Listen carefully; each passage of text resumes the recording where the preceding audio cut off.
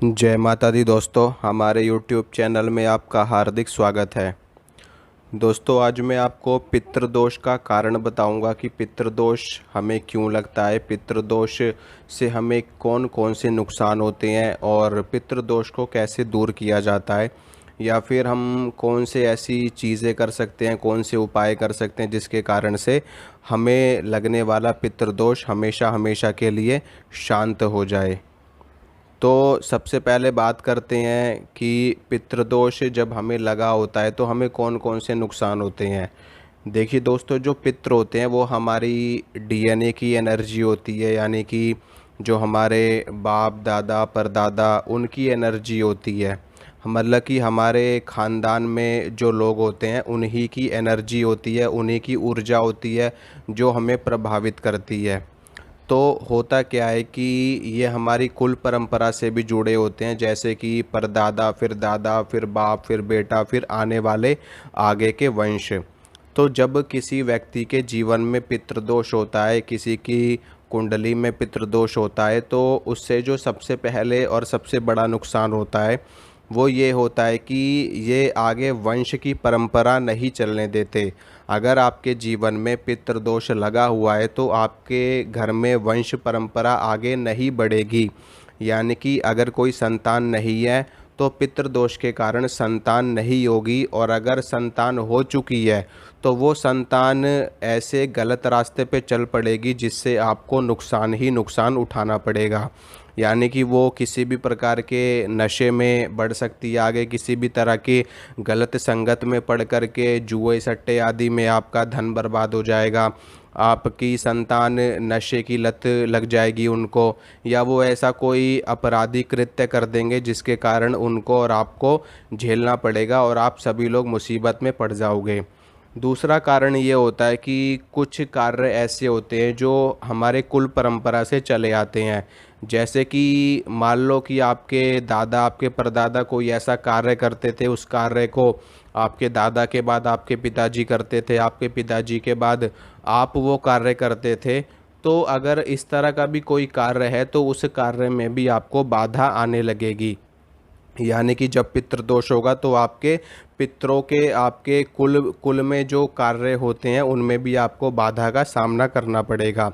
इसके अलावा अगर पितृदोष लगा होता है तो डीएनए की एनर्जी बिगड़ जाती है, और अगर डीएनए की एनर्जी बिगड़ती है तो हमारे शरीर में कुछ ऐसी नकारात्मक चीज़ें होने लगती हैं और हमारा माइंड डिस्टर्ब होने लगता है। यानी कि जो फैसले लेने की क्षमता होती है वो लोगों की कम होने लगती है और लोग गलत फैसले ज़्यादा लेते हैं, सही फैसले कम लेते हैं, जिसके कारण से उनको मुसीबत का सामना करना पड़ता है। इसके अलावा घर में बरकत नहीं मिलती बिल्कुल भी। हमेशा आपको घर में एक छाया सी, एक परछाई सी महसूस होगी, जो कि आपके पितरों की हो सकती है, या फिर किसी भी तरह की जो बाहर के जो भूत प्रेत होते हैं। जब पितृदोष लगा होता है तो बाहर के भूत प्रेत भी साथ में आ जाते हैं आपके पितरों के, और आपके घर में नुकसान करने लगते हैं। तो इससे भी छुटकारा पाना बहुत ही ज़्यादा ज़रूरी होता है। इसके साथ में जब पितृदोष लगा होता है तो घर में बहुत सारी चीज़ें उल्टी पुल्टी होने लगती है। यानी कि एक तो बरकत ख़त्म हो जाती है घर की। दूसरी चीज़ ये है कि आपके जो घर की दीवारें होती है उन पे दरार आने लगती है बहुत ज़्यादा। यानी कि आपको आपके घर में दरार महसूस होगी। घर की दीवारें जब आप देखोगे तो उनमें आपके दरार आ जाएंगी। और इसके साथ में आप जब भी भोजन बनाओगे और जब भी सभी लोग भोजन खाने के लिए बैठोगे तो भोजन हमेशा कम पड़ जाएगा। चाहे घर में कितना भी भोजन पकाया जाए और भोजन हमेशा कम पड़ेगा, यह भी एक पितृदोष का संकेत होता है। तो इसी तरह से बहुत सारे संकेत होते हैं जो पितृदोष को बताते हैं। सबसे बड़ा पितृदोष का संकेत जो मैंने आपको बताया कि वंश परंपरा में रुकावट आना, वंश परंपरा में बाधा आना, और वंश रूप में जो कार्य किए जाते हैं उनमें बाधा आना। लेकिन कुछ उपाय ऐसे होते हैं जिनको करने से हम पितृदोष से मुक्ति भी प्राप्त कर सकते हैं। बहुत छोटे से उपाय होते हैं और कुछ साधनाएं भी होती हैं। एक दो साधनाएं मैंने अपने चैनल पे बता भी रखी है, पहले भी पितृदोष की एक साधना भी मैंने दे रखी है, 21 दिनों की साधना। और आज भी मैं आपको कुछ 2-3 चीज़ें बताऊंगा जिन्हें अगर आप करोगे तो आपको पितृदोष से मुक्ति मिल जाएगी और मुक्ति मिल जाएगी और आपकी डीएनए की एनर्जी बिल्कुल क्लीन हो जाएगी और आपको बहुत ही अच्छा फ़ायदा मिलेगा, आगे आपको कोई नुकसान नहीं होगा। तो आपको करना क्या है, देखिए जो पितरों का दिन माना जाता है वो होता है अमावस्या का, और जो हमारे ये नवरात्रों से पहले जो पितृपक्ष आते हैं वो मुख्य रूप से हर महीने में जो अमावस्या आती है वो पितरों का ही दिन माना जाता है। तो अमावस्या के दिन आपको करना क्या है कि एक देसी घी का दीपक आपको अपने पितरों के नाम से जलाना है, और ये दीपक आपको शाम के वक्त जलाना है अपने घर में। पितरों के नाम से देसी घी का दीपक जलाना है, और अगर ये दीपक पूरी रात जलता रहे तो बहुत ही अच्छा लाभ आपको मिलेगा। धीरे धीरे आपके घर से पितृदोष खत्म हो जाएगा और आपको बहुत ही ज़्यादा फ़ायदा होगा।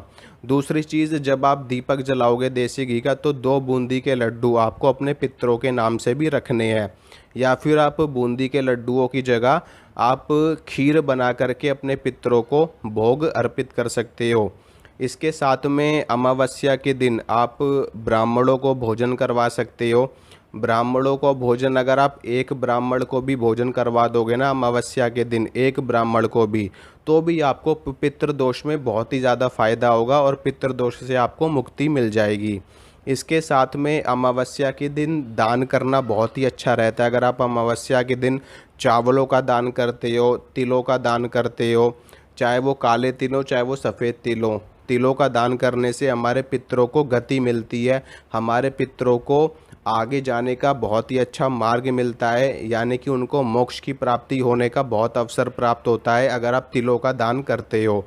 ठीक है। इसके साथ में अगर आप इसके साथ में एक चीज़ और आप कर सकते हो अमावस्या के दिन। अमावस्या के दिन आप तिलों से हवन भी कर सकते हो। इससे क्या होगा, जो आपके पितर होंगे उनको हविष्य प्राप्त होगा। हविष्य प्राप्त होने से उनके अंदर ऊर्जा आएगी, उनको शक्ति प्राप्त होगी और वो अपनी आगे की यात्रा करने में सफल हो पाएंगे, उनको मोक्ष की प्राप्ति हो जाएगी।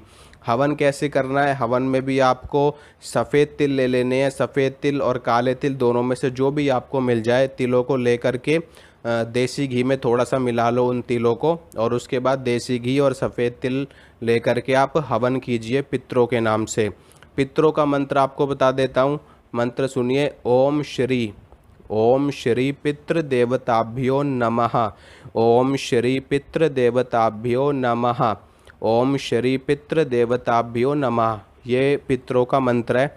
और इसके साथ में आप अमावस्या के दिन अपने पितरों के नाम से वस्त्र इत्यादि भी उनको अर्पित कर सकते हो। जैसे कि आपको पता है कि आपके घर के पितृ इस नाम के व्यक्ति हैं, ये आपके चाचा लगते थे, ये आपके दादा लगते थे, या ये आपके ताऊ लगते थे, तो आपको करना क्या है कि उनको जो भी वस्तुएं पसंद थी, ठीक है, जो भी वस्तुएं या जिस भी तरह के वो कपड़े पहनते थे वैसे ही कपड़े आपको लेने हैं। जैसे कि किसी को कुर्ता पजामा पहनना पसंद होता है, किसी को धोती कुर्ता पहनना पसंद होता है, किसी को शर्ट पैंट पहनना पसंद होता है, तो उनको जो भी पसंद हो उनके नाम के कपड़े लेने हैं आपको 5। ठीक है, 5 कपड़े लेने हैं। बनियान होता है, 5 कपड़ों में बनियान होती है, शर्ट पैंट, उनकी चप्पल, या फिर अगर वो जूते पहनते थे तो उनके नाम के जूते, और जो भी 5 वस्त्र होते हैं उन 5 वस्त्रों को आपको ले लेना है, अंदर और बाहर के पूरे 5 वस्त्र आपको मिला करके। ठीक है। और उसके बाद उन 5 वस्त्रों को सबसे पहले अपने पितरों को आपको अर्पित करना है अमावस्या के दिन। अमावस्या के दिन आप ये कार्य सुबह भी कर सकते हो, शाम को भी कर सकते हो। तो सबसे पहले उनको अर्पित करना है और उसके बाद आपको खुद वो वस्त्र इस्तेमाल कर लेने हैं। ठीक है, खुद भी आप इस्तेमाल कर सकते हो और आपके घर के जितने भी जेंट्स हैं, यानी कि जो भी आपके भाई वगैरह हैं वो भी इस्तेमाल कर सकते हैं और आप भी इस्तेमाल कर सकते हो। तो उन 5 वस्त्रों में से एक एक वस्त्र आप लोग इस्तेमाल करोगे तो उससे भी आपको पितृदोष में बहुत ही ज़्यादा लाभ मिलेगा और पितृदोष से आपको मुक्ति मिल जाएगी। इसके अलावा आप रोज अगर आप 108 बार पितृदेव के मंत्र का जाप करोगे तो भी आपको पितृदोष से मुक्ति मिल जाएगी और आपको लाभ मिलेगा, आपके घर में बरकत होगी और जो भी समस्याएं पितृदोष की वजह से हो रही हैं वो भी ख़त्म हो जाएंगी। मंत्र मैंने आपको पहले ही बता दिया है, जो हवन करने के लिए मैंने बताया था वही मंत्र है। उस मंत्र का रोज़ अगर आप 108 बार पाठ करते तो भी अच्छा होगा। रुद्राक्ष की माला से आपको इस मंत्र का जाप करना है।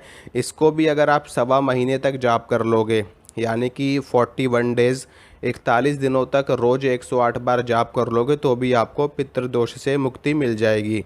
इसके अलावा अमावस्या के दिन आप अगर रुद्राभिषेक करवाते हो, ठीक है, रुद्राभिषेक करवाते हो अपने पितरों के नाम से, या फिर चंडी यज्ञ करवाते हो, चंडी पाठ करवाते हो, और इसके अलावा विष्णु सहस्त्र नाम का पाठ करवाते हो, या फिर आप दुर्गा सप्तशती का पाठ करवाते हो, अगर इस तरह की चीज़ें भी अगर आप अमावस्या के दिन करवाओगे तो भी आपको पितृदोष से मुक्ति मिल जाएगी। तो इनमें से जो छोटे छोटे उपाय हैं वो भी आप कर सकते हो, उनसे भी आपको लाभ मिल जाएगा। और अगर आप बड़ा यज्ञ कोई करवाना चाहते हो, जैसे कि रुद्राभिषेक, महामृत्युंजय पाठ, अगर आप ये भी करवाओगे तो इससे भी आपको पितृदोष में फ़ायदा मिलेगा। तो इन सारी चीज़ों को करके आप लाभ उठा सकते हो, पितृदोष से आपको हमेशा हमेशा के लिए मुक्ति मिल जाएगी। और आपके घर में जो भी नकारात्मक चीज़ें हो रही हैं पितृदोष के कारण, वो सब भी बंद हो जाएंगी और आपको लाभ मिलेगा। तो ये थी थोड़ी सी जानकारी जो मैंने आपको दी है। अगर आपके साथ भी ऐसी घटना घटी, पितृदोष है, तो आप इन सारी चीज़ों को करके अपने पितृदोष से मुक्ति प्राप्त कर सकते हो और अपने जीवन को सफल बना सकते हो। तो दोस्तों, अगर आपको वीडियो अच्छी लगे तो वीडियो को लाइक कीजिए, शेयर कीजिए और चैनल को सब्सक्राइब कीजिए, ताकि मैं जो भी वीडियो डालूँ उसकी नोटिफिकेशन आपको मिल सके। जय माता दी।